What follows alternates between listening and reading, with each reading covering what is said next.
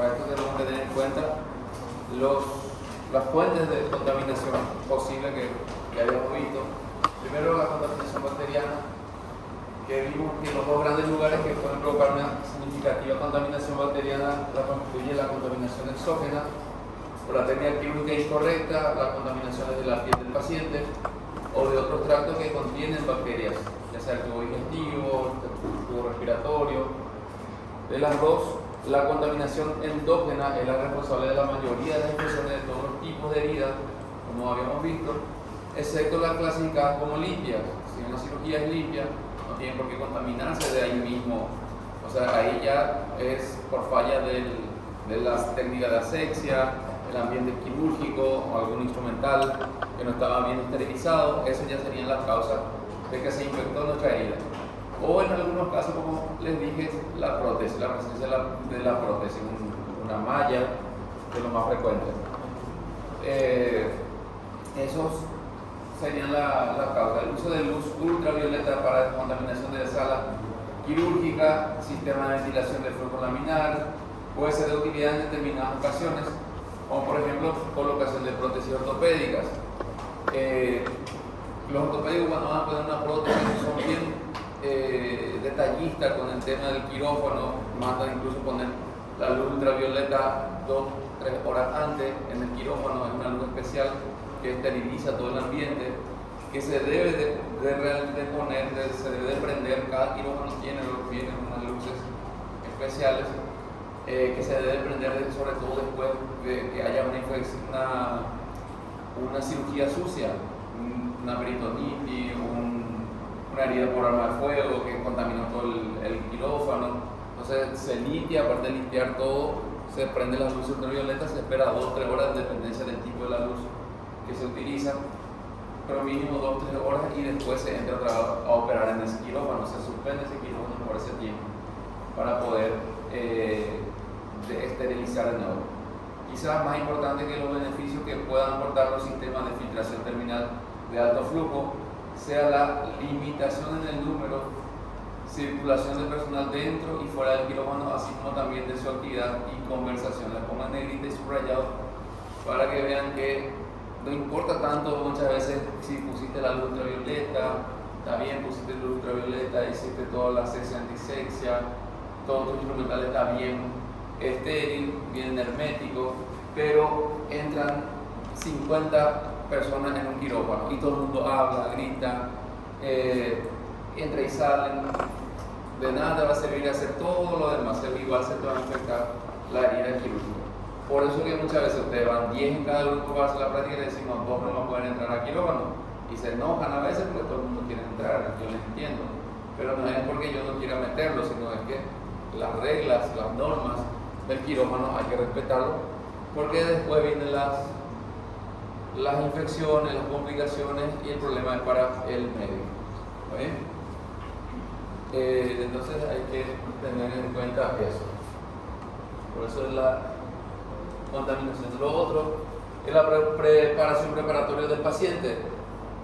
Las cirugías que son programadas tienen mucho menos riesgos de infectarse, en general de cualquier complicación, pero como estamos hablando de infección, tiene mucho menos riesgo de que se infecte el sitio quirúrgico, porque es un paciente que nosotros lo vamos a preparar, tenemos un tiempo para preparar a nuestro paciente, y se elige, se programa, con una cirugía electiva, porque se elige el qué día se va a operar ese paciente, y elegir ese qué día es el día más conveniente para el paciente, no para el cirujano.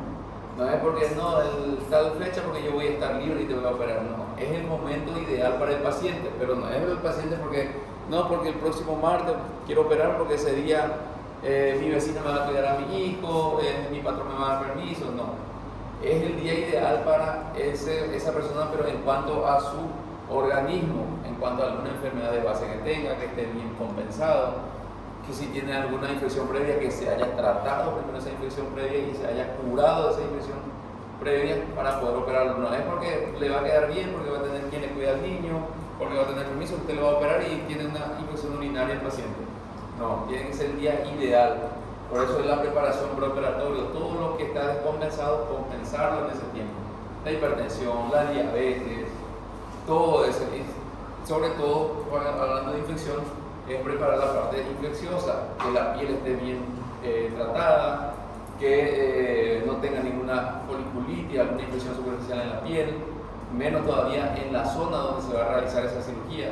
Si usted le va a hacer una policistectomía y tiene justo tiene el paciente tiene herpes zóster o tiene algún pequeño folículo en el hipocondrio derecho, usted no puede realizar la incisión ahí porque se va a infectar esa herida. Entonces todo eso hay que tener en cuenta para prevenir que se infecte nuestro sitio quirúrgico. El equipo quirúrgico que tiene que estar, aparte de estar entrenado, saber lo que va a hacer, el equipo quirúrgico siempre tiene que tener ese detalle en el quirófano, entrar solamente el equipo quirúrgico que se va a componer del anestesiólogo, el técnico en anestesia, en algunos casos, que ayuda al anestesiólogo, la enfermera, el cirujano, el primer ayudante, depende de la cirugía, a veces necesitan 2 ayudantes, el segundo ayudante, el instrumentador y el circulante. Solamente esas personas deben de estar dentro del quirófano. El resto, que espere afuera, porque si no, el riesgo de contaminación es mucho más grande. El equipo es el equipo humano, el equipo ya la parte instrumental tiene que estar bien esterilizado, bien cuidado, no puede estar abriendo cualquiera, agarrando de otra caja.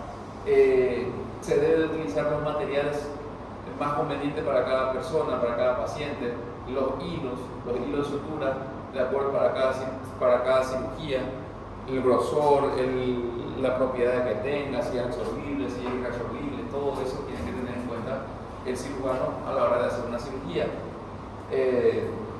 La técnica quirúrgica, que sea lo más limpio posible. La contaminación endógena se refiere al lugar donde voy a operar. Si voy a operar intestino, tengo que clampear los intestinos, evitar que haya salida de materiales fecales dentro de la cirugía, toda esa parte de técnica quirúrgica. La técnica quirúrgica lo más limpio posible, lo más rápido posible, no demorar tanto en la cirugía y hacerlo lo más prolijo posible.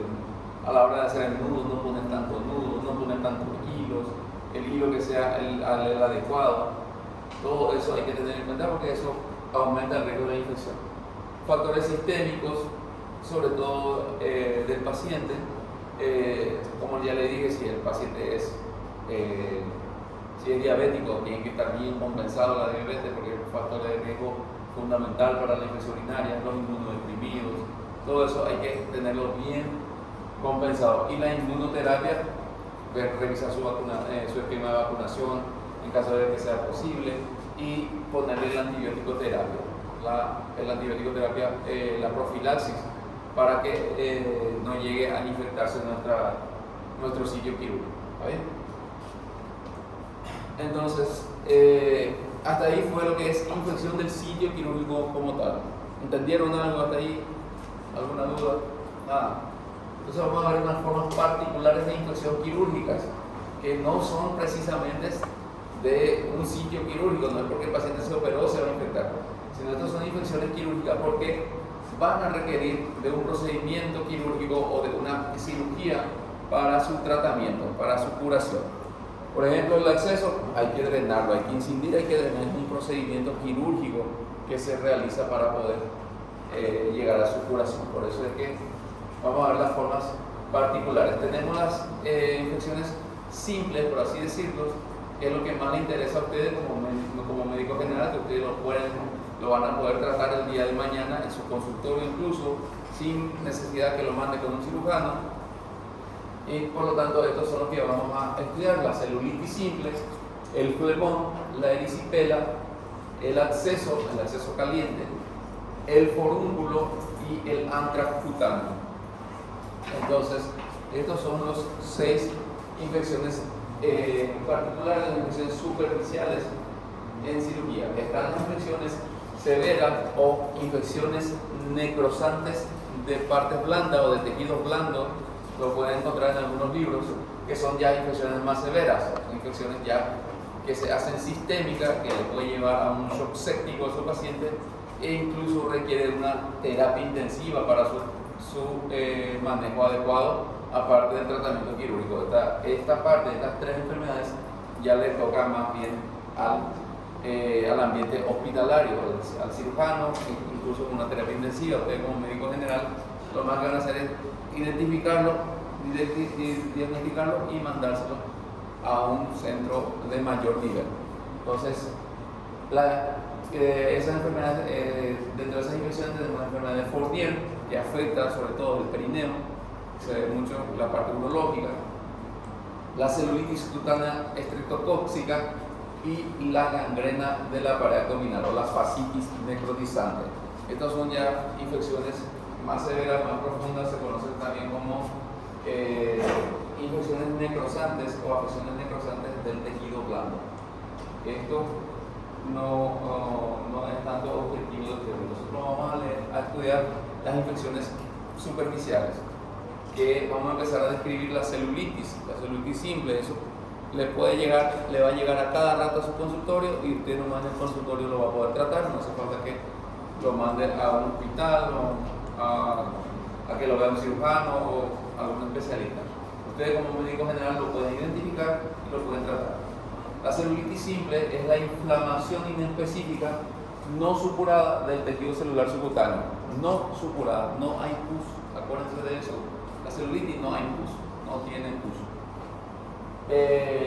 La causa o la etiología es variada. Puede ser por radiaciones, puede ser por trastornos circulatorios crónicos de origen venoso, puede ser infeccioso, que pueden ser por gérmenes aerobios y por gérmenes anaerobios. Las celulitis pueden ser agudas y pueden ser crónicas. Ya las crónicas pues ya pasan varios meses, incluso un año que tiene, se inflama, se desinflama, se hace crónico. Las agudas es la que más nos va a interesar, nos va a importar a nosotros para poder tratarlo. Cuadro clínico, agudas y crónicas. Las primeras son generalmente de origen infeccioso, las agudas. Las crónicas se ven sobre todo en la celulitis de origen venoso. Son pacientes que tienen insuficiencia venosa, tienen varices y hacen celulitis, se ponen todos negros en su pierna. Eso es una celulitis crónica ya. Entonces, eso hay que mejorarle el circulatorio y a la parte venosa para su tratamiento. La aguda es infecciosa, es la que se produce generalmente por gérmenes aerobios y en algunas ocasiones por anaerobios. En las formas agudas, en lo local, están presentes todos los signos de la inflamación que ya conocen: rubor, dolor, calor, todo eso van a estar presentes en la zona donde está presente la celulitis. Estos signos van a ser máximos en el centro del área, va a tener un área rojiza, como ven acá, todo caliente, todo urgente, pero no hay una delimitación firme de hasta dónde llega la celulitis. Es un área grande y en el centro, en el centro va a ser más los signos inflamatorios, sobre todo el dolor, que va a ser más en un punto específico. No hay fluctuación y los límites periféricos de la zona de celulitis se pierden insensiblemente en los tejidos vecinos. Uno no se va desapareciendo nomás en la parte más sana, no hay un límite como tal. Entonces, y no va a haber fluctuación porque no hay pus, no hay acúmulo de pus, por eso es que no fluctúa, no hay signos flogísticos. Aparte de todo eso, el paciente va a tener manifestaciones generales y humorales, va a tener fiebre, malestar general, va a tener dolor, decaimiento en algunos casos, puede tener el paciente en una celulitis simple y lo van a ver así enrojecido, puede ser así inespecífico, y esto es una simple celulitis, no hay pus, no hay que drenar, ni mucho menos, y es tratamiento médico nada más. Que como le dije, no tiene tratamiento quirúrgico, no hay que incidirlo, no hay que cortarle, no hay que funcionar nada de eso, no hay que hacer nada, ningún procedimiento quirúrgico, sino exclusivamente médico. El tratamiento médico es ponerle medidas generales, y medicamentos, analgésicos, antibióticos, lo que lleve. Reposo con el miembro en posición de escribe, que levante, apósitos mojados, solución de alcohol éter o colocación de bolsas con hielo tiene que ser fomentos fríos, no le pongan fomentos calientes, tiene que ser frío, bolsas de hielo, un pañito que lo remoje bien con agua con hielo y ponga ahí en la zona 10, 15 minutos, cada 2-3 horas, porque esa inflamación eso frío va a hacer que haya vasoconstricción y así va a ir mejorando la inflamación, antiinflamatorio, para mejorar la inflamación. Se ponen antibióticos y se debe corregir las posibles alteraciones generales o regionales que puedan favorecer la infección. El paciente es diabético, empieza a descontrolarse la diabetes, hay que controlar la diabetes, compensar su diabetes, ajustarle la dosis, subir la insulina, en dependencia del tratamiento que lleve. Si el paciente tiene insuficiencia cardíaca, lo más probable es que esa simple celulitis descompense la insuficiencia cardíaca, entonces hay que compensarle eso. Entonces se forma un círculo vicioso a veces. Entonces todas esas medidas generales no es lo que lleva. Se ponen antibióticos de uso ambulatorio, o sea, por vía oral, que puede ser cefalosporina de primera o segunda generación, o la quinolona, una ciprofloxacina, que puede cubrir totalmente la parte de los géneros aeróbicos y anaeróbicos. Entonces, solamente tratamiento médico. El tratamiento con antibióticos suele ser casi como regla empírico, porque no va a haber zona para poder cultivar, no vamos a sacar, como no vamos a hacer ningún procedimiento, no vamos a poder mandar a cultivar para que nos diga es un estafilococo y es sensible a la cefalexina. No vamos a tener eso, va a ser de forma empírica. Le ponemos por lo más frecuente los antibióticos. En caso de que haya úlcera o herida, debe ser diferido hasta realizar un correcto estudio bacteriológico. Se va esperando, o sea, se hace un tratamiento conservador, a no ser que empiece a haber empeoramiento, entonces en ese caso pues se desbrida esa herida y se manda ese pedacito a bacteriología para que te diga qué gérmenes. Si por las condiciones del paciente y las características de la infección no pudiera esperarse esta información, por lo menos antes de comenzar a suministrar antibióticos, se obtendrán muestras de material para estudio bacteriológico. En caso de que va empeorando, entonces toman muestras, mandan para el cultivo y empiezan ya con antibióticos, como les dije, con las otras infecciones. No van a estar esperando a que venga el resultado del informe del cultivo porque va a demorar, se va a tardar. Entonces ustedes le van poniendo ya el antibiótico mientras espera el resultado. Entonces, esa es la celulitis, que es tratamiento médico, no tratamiento quirúrgico. ¿Entendieron? Bueno, entonces, la otra infección es el flemón, que es parecido al absceso. Muchas veces se confunde con el absceso, pero no es más o menos su primo, su pariente cercano. Aparece en el curso evolutivo de una celulitis infecciosa, puede ser una complicación de la misma celulitis. Esa celulitis puede ir avanzando hasta convertirse en un flemón. Se caracteriza por la aparición de pus, ahí sí ya hay en el área de la celulitis, que infiltra el tejido celular subcutáneo y en profundidad sigue el camino del tejido celular que rodea los vasos y la aponeurosis y tabique intermuscular. Se expande por todo, pero la parte superficial no va hacia lo profundo. Va a ir siempre hacia por debajo del tejido celular subcutáneo. El pus no se acumula constituyendo una cavidad, esto es lo que lo diferencia de un absceso. El absceso, vamos a ver que hace una cavidad, forma una cavidad, hace un hueco y ahí se deposita el líquido y se acumula, y este no, este se va expandiendo todo el tejido y por eso muchas veces no hay un punto donde fluctúe más para poder drenarlo, sino que es en toda el área donde hubo celulitis, todo eso va a tener pus. Es más difuso, se expande. Al incidir pulsar en la zona sostiene un exudado purulento. En cualquier zona que incida, le hace la incisión, va a salir pus, el exudado purulento, que es lo que ustedes tienen que tomarle muestras y mandar a cultivar para poder tener su diagnóstico certero. No solo se ve en el tejido celular subcutáneo, puede afectar otras zonas, sobre todo áreas ricas en tejido conjuntivo laxo y pasible de una inoculación o contaminación bacteriana. Es más frecuente incluso en el cuello, el flemón del periamigdalino, después de una amigdalitis, el paciente hace amigdalitis y empieza a tener un acceso, o a veces acceso peridentario, una muela que se le infecta, hace un flemón, se llena de pus, sobre todo en el cuello, en la zona periamigdalina, en la faringe, en el piso de la boca. En esa zona es mucho más frecuente. En la piel es raro que aparezca el flemón, porque esa celulitis a veces es autolimitada, pasa 7, 10 días y termina la celulitis, que cede rápidamente con analgésico, con los antibióticos generales nada más.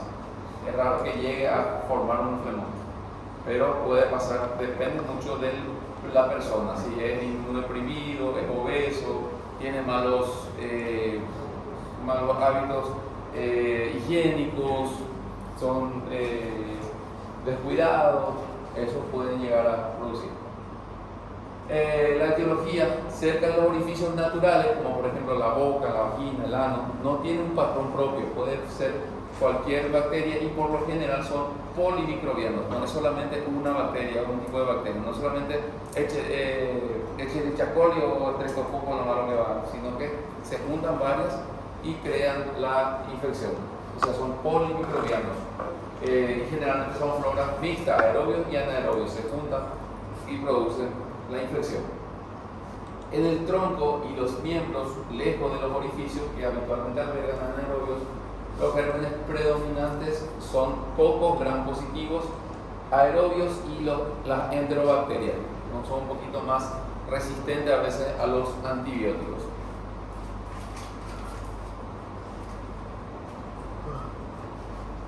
El cuadro clínico, el proceso sobrepasa la etapa anatómica de la celulitis simple, es una celulitis más avanzada, por así decirlo, o una celulitis complicada, al no poder controlar el organismo del proceso, porque los mecanismos defensivos locales en general no logran circunscribir la infección. El paciente inmunodeprimido, diabético, no tiene esa defensa, entonces no pudo limitar esa celulitis y siguió hasta convertirse en el flemón. Las manifestaciones locales son más llamativas que la celulitis.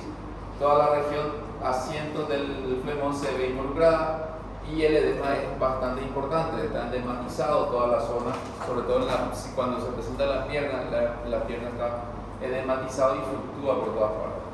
Las manifestaciones de compromiso de estructuras profundas son frecuentes, sobre todo en el cuello, vía aérea, puede incluso obstruir la vía aérea, producir problemas respiratorios, el tubo digestivo, en el mediastino.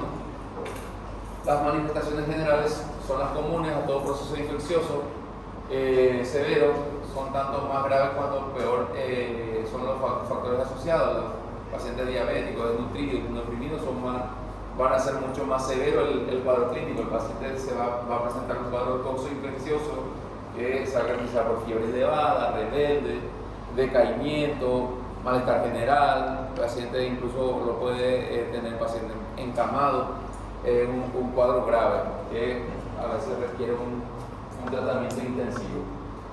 Depende mucho de la persona, de su estado inmunológico. La erisipela es la infección que asienta en el tejido celular de la dermis de los tegumentos producidos por el estreptococco beta hemolítico o dermatitis estreptocóxica. Es muy parecido a la celulitis, sobre todo cuando inicia, porque muchas veces se confunde con la celulitis bebé enrojecido, pero es un poco más avanzado y empieza a producir estas flictenas, estas ampollas, parches necróticos. Es un poco más, es más agresivo que la simple celulitis simple. La causa es el estreptococo, por eso se conoce como dermitis o dermatitis estreptocóxica, que es propio de la piel.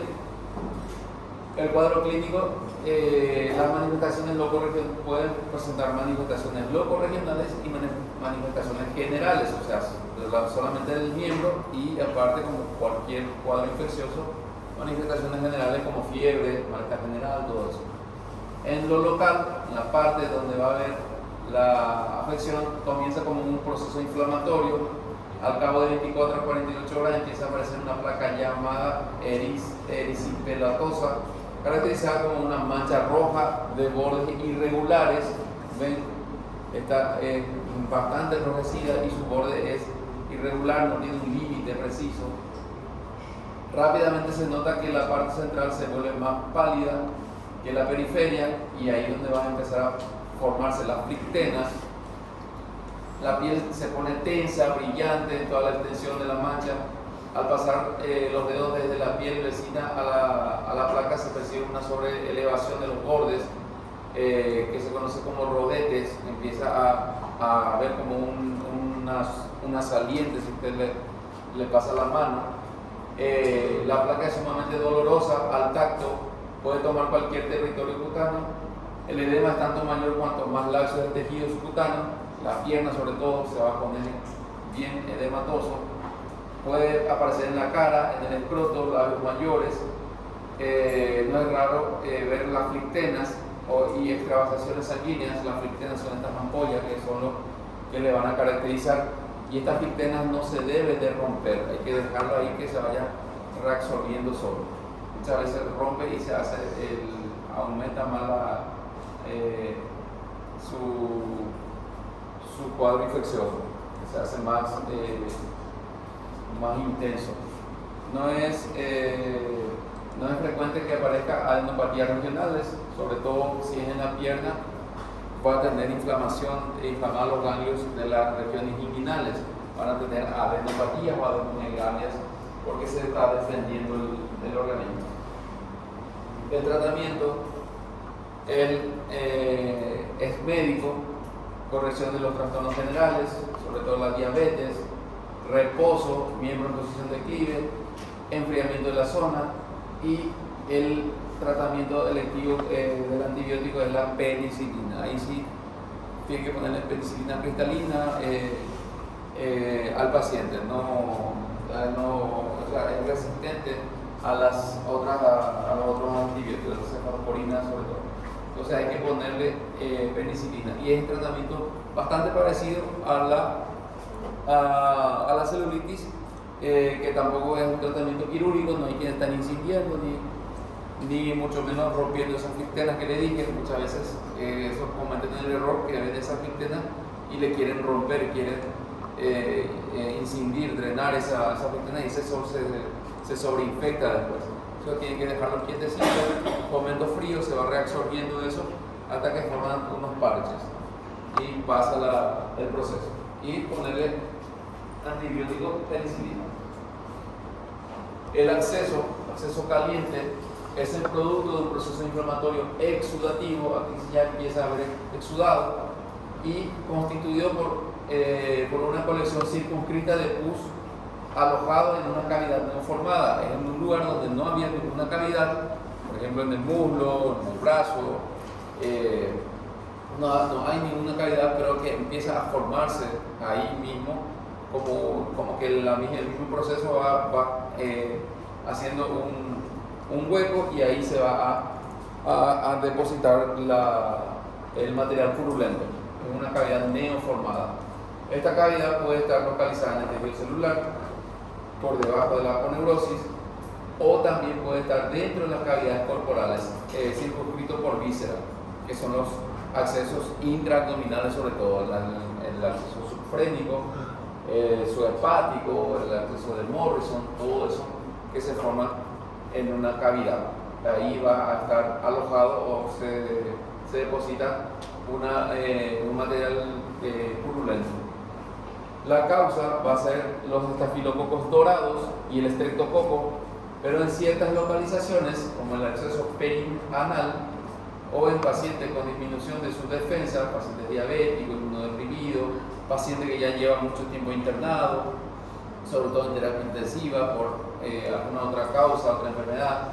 Puede ser debido a gérmenes gram negativos y anaerobios, que son gérmenes de su propio organismo que empiezan a proliferar, producir translocación bacteriana, y son gérmenes oportunistas, empieza a producir los accesos.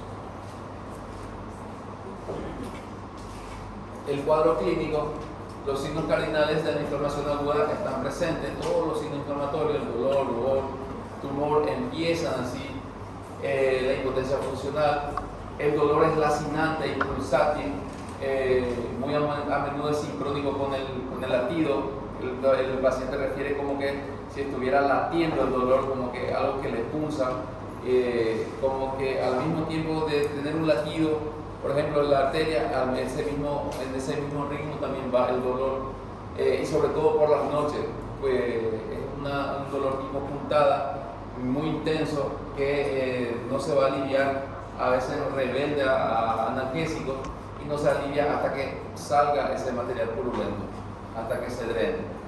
Al comienzo la piel está edematosa, roja, caliente, su presión es muy dolorosa, pacientes muchas veces no te dejan ni tocar cuando tienen acceso, sobre todo si ya está bien circunscrito la pus, no te va a dejar tocar, no puede sentarse, no puede acostarse y mucho menos te permite tocar la lesión, porque es muy dolorosa.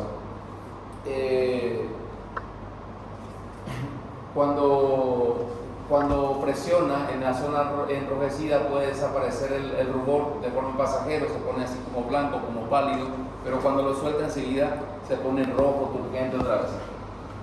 La tumefacción es firme antes de la colección de pus. Esto es importante porque muchas veces cuando está empezando usted toca, presiona y está duro, está firme todavía, no es el momento ideal para drenar todavía. Entonces lo va a incidir, le hace la incisión y no va a salir pus, más bien va a salir sangre, porque no está bien coleccionado todavía. Ya cuando va pasando se pone más fluctuante, más blandito, y ahí es el momento de hacer la incisión. Estos síntomas locales evolucionan a la par con un síndrome infeccioso general que se manifiesta por fiebre, cefalea, escalofrío, insomnio, anorexia, estado saturral de las vías digestivas, náuseas y otros. El insomnio sobre todo por el dolor, el paciente no duerme del dolor, no lo deja dormir porque es un dolor que late, que es bastante fuerte y más intenso en las noches. Eso al paciente no lo deja dormir y se acompaña de síntomas generales. A veces el paciente llega en un estado infeccioso grave, incluso puede llegar en un estado de shock séptico. ¿Qué es sabural? ¿Cómo? Sabural. Sabural, que sobre todo en la lengua, que está muy seca, está deshidratado, y está una lengua blanca como con secreciones. Esa es la sabural. En 3 a 4 días la tumefacción, que en la parte periférica permanece roja, edematoso, hacia su porción central se torna más oscura y presenta una zona de reblandecimiento que se acentúa y extiende, lo que indica que el pus se ha coleccionado, ya está blando, ya están los signos flojísticos, como se le dice normalmente, ya usted toca y está blandito, entonces ahí quiere decir que ya la pus ya está circunscrita, entonces en ese momento ya está como para incidirlo, o sea, hacerle una pequeña incisión para poder drenarlo. Este hecho se hace manifiesto mediante la fluctuación, que es el desplazamiento del contenido líquido de un lugar a otro dentro del acceso por la presión ejercida sobre un punto de superficie. Usted toca y va para allá, va para acá, o sea, fluctúa, la fluctuación o signo floquístico. Los dolores pulsátiles del periodo de inicio desaparecen y queda en su lugar una tensión dolorosa acentuada en la posición de equilibrio. Ese dolor que era de forma pulsátil cuando empezó va cediendo y se hace continuo el dolor, y más sobre todo en la parte que está más declive, que es donde más pus se va a acumular. La fiebre toma un tipo intermitente, la cefalea, la anorexia y el malestar general van a continuar, incluso van a avanzar, se van a hacer más intensos mientras más tiempo, y puede llevar a su paciente a un shock séptico si es que no lo tratan a tiempo. A veces llega a la urgencia y dice, un acceso, le dan analgésico, antibiótico y lo mandan para la casa. No, si ya está bien flojístico, ya bien blandito, hay que drenar, porque de nada va a servir ponerle antibiótico, se va a la casa, no va a mejorar porque su foco infeccioso va a estar todavía ahí activo. Doutor, só mais uma pergunta. Sim. Esse abscesso, ele pode ficar duro, ficar sempre? Não. Ou ele, a todo momento ele vai ficar? En algún momento va a ponerse blandito. Não tem como ele encapsular e ficar No, duro. no se encapsula. Sí o sí hay que drenar. Algunos incluso ya drenan solo, ya cuando ya no da, pasa mucho tiempo y entonces la piel se va necrosando, se va ulcerando y empieza a formar como una fístula y empieza a drenar solo. El tratamiento es médico y quirúrgico, los dos. Médico, sobre todo cuando está empezando el proceso. Si ya empezó recién, está rojo, duro, caliente, muy doloroso, pulsátil, en ese momento no es quirúrgico todavía, no hay que incidirlo todavía. No es porque si es un acceso hay que operarlo, no. En ese momento es médico nomás.